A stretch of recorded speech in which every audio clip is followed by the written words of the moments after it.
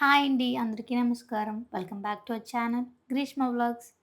ఇంటి దగ్గర నుంచే చిన్న ఇన్వెస్ట్‌మెంట్‌తో పెద్ద ఇన్‌కమ్ సంపాదించాలనుకుంటే ఈ వీడియో మీకోసమే. ఇవాళ మనం చాలా ఈజీగా, టేస్టీగా ఉండే హోమ్‌మేడ్ చాక్లెట్స్ ఎలా తయారు చేయాలో మాత్రమే కాదు, వాటితో చాక్లెట్ బిజినెస్ ఎలా స్టార్ట్ చేయాలో స్టెప్ బై స్టెప్ చూపిస్తాను. సో, వీడియోని స్కిప్ చేయకుండా లాస్ట్ వరకు చూడండి. మీ బిజినెస్ జర్నీ ఈవేళ స్టార్ట్ అవుతుంది.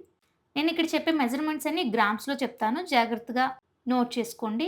నేనిక్కడ 80 గ్రామ్స్ షుగర్ తీసుకున్నాను. దాన్ని మిక్సీలో వేసి ఇలాగ పౌడర్‌గా బ్లెండ్ చేసుకోవాలి. తర్వాత డబుల్ బాయిలింగ్ మెథడ్‌లో మనం ఈ చాక్లెట్‌ని అయితే మేక్ చేసుకోవాలి. దానికోసం ఒక గిన్నెలో సగం వరకు వాటర్ వేసి, దానిపైన ఒక పెద్ద గిన్నె లాంటిది ఇలా ప్లేస్ చేసుకొని, దీనిలో అయితే మనం కోకోనట్ ఆయిల్ యూజ్ చేసుకోవాలి. ఒక్క కోకోనట్ ఆయిల్‌లో మాత్రమే కాదు, బటర్ కూడా యూజ్ చేసుకోవచ్చు. కానీ కోకోనట్ ఆయిల్‌తో చేస్తే చాక్లేట్ టెక్స్చర్ చాలా బావుంటుంది. అలాగే టేస్టీగా కూడా ఉంటుంది. కాబట్టి నేనిక్కడ 100 గ్రామ్స్ కోకోనట్ ఆయిల్ అయితే తీసుకున్నాను. అలాగే ఇప్పుడు నెక్స్ట్ ప్రాసెస్ ఏంటంటే, మనం ముందుగా మిక్సీ పట్టుకున్న షుగర్ పౌడర్, అలాగే 80 గ్రామ్స్ మిల్క్ పౌడర్, అలాగే 100 గ్రామ్స్ నేనిక్కడ కోకో పౌడర్ తీసుకున్నాను. ఏ బ్రాండ్ అయినా పర్వాలేదు. మెజర్‌మెంట్స్ అయితే ఇవే. అలాగే మీకు ఇంకా టేస్టీగా, ఇంకా ఎక్స్‌ట్రా ఫ్లేవర్ కావాలంటే ఒక హాఫ్ టేబుల్ స్పూన్ ఇంట్లో కాఫీ చేసుకుంటూ ఉంటాం కాబట్టి, ఆ కాఫీ పౌడర్‌ని ఒక హాఫ్ టేబుల్ స్పూన్ అయితే వేసుకోవచ్చు. ఇప్పుడు స్టవ్ ఆన్ చేసి వాటర్ బాగా బాయిల్ అయిన తర్వాత, ఆయిల్ లైట్‌గా హీట్ అయినప్పుడు, మనం ముందుగా అన్నీ మిక్స్ చేసి పెట్టుకున్న ఈ పౌడర్‌నయితే మొత్తంగా యాడ్ చేసి ఉండలు లేకుండా కలుపుకోవాలి. ఇక్కడ మీరు అచ్చంగా వైట్ చాక్లేట్ కూడా చేసుకోవచ్చు. అలా చేసుకోవాలంటే కోకో పౌడర్ స్కిప్ చేయాలి. అలాగే ఉట్టి కోకో పౌడర్‌తో మనం చాక్లేట్ చేయలేం. ఎందుకంటే కోకో పౌడర్ మనకి కొంచెం చేదుగా ఉంటుంది కాబట్టి, దాన్ని బ్యాలెన్స్ చేయడానికి మనం మిల్క్ పౌడర్ అయితే ఖచ్చితంగా వెయ్యాలి. అంటే ఇక్కడ 1:3 రేషియోలో ఎయ్యాలి. 10 గ్రామ్స్ మిల్క్ పౌడర్ అయితే 30 గ్రామ్స్ కోకో పౌడర్ ఇలా అయితే నేను వేశాను. అలాగే దీన్ని మంచిగా మిక్స్ చేస్తూనే ఉండాలి. అలాగే ఎప్పుడైతే మనం పౌడర్‌ని ఈ ఆయిల్‌లోకి వేస్తామో, అప్పటినుంచి మనం స్టవ్ ఆఫ్ చేసినంత వరకు స్టవ్ సిమ్‌లోనే ఉండాలి. హైలో పెడితే వాటర్ బాగా బాయిల్ అయ్యి మనకి మాడిపోతుంది చాక్లేట్. అస్సలు చాక్లేట్ ఫ్లేవర్ ఉండదు. టేస్ట్ కూడా అస్సలు బాగోదు. కాబట్టి లో ఫ్లేమ్‌లో ఉంచుకుంటూ, కలుపుకుంటూ చేసుకోవాలి. మనం ఆయిల్‌లోకి పౌడర్ వేసినప్పటి నుంచి ఖచ్చితంగా 25 మినిట్స్, 30 మినిట్స్ అయితే మనం ఇలా కలుపుకుంటూనే ఉండాలి. ఎందుకంటే షుగర్ మెల్ట్ అవ్వడానికి టైం పడుతుంది. అలాగే మనకి చాక్లేట్ కన్సిస్టెన్సీ రావడానికి కూడా టైం పడుతుంది కాబట్టి ఖచ్చితంగా తిప్పుకుంటూ, కలుపుకుంటూనే ఉండాలి. లో ఫ్లేమ్‌లో మాత్రమే. అలాగే మీరు దీన్ని బిజినెస్‌లోకి మార్చుకోవాలి అన్నప్పుడు, మీరు వేస్తున్న ఐటెమ్స్ అన్నీ నోట్ చేసుకోండి. దాని కాస్ట్ ఎంత అని చెప్పి. దాన్ని బట్టి ఫైనల్‌గా చాక్లేట్ ఇంత అని చెప్పి మీరైతే దానికి కాస్ట్ పెట్టుకోవాలి.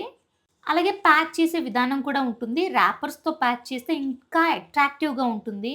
సో, పిల్లలు బాగా అట్రాక్ట్ అయ్యి ఇంకా ఎక్కువ కొంటూ ఉంటారు. నేను ప్రతి వీడియోలో చెప్తున్నదే ఎప్పుడు ఏం స్టార్ట్ చేసినా కొంచెం కొంచెం క్వాలిటీతో చేసుకోండి. అది పర్ఫెక్ట్‌గా వచ్చినప్పుడు ఆ క్వాంటిటీస్‌ని మీరు మెజర్‌మెంట్స్ లాగా నోట్ చేసుకోండి. సో, దాన్నే ఫాలో అవుతూ ఉండాలి. ఇప్పుడు మనం రెసిపీలోకొచ్చేస్తే చూసారుగా ఇంతకు ముందు కంటే ఇప్పుడు కొంచెం లైట్‌గా కొంచెం జారుతున్నట్టు అనిపిచ్చింది. ఇలాగ చాక్లేట్ లాగా రావాలి. అంటే ఈ పోరింగ్ కన్సిస్టెన్సీ ఉండాలి.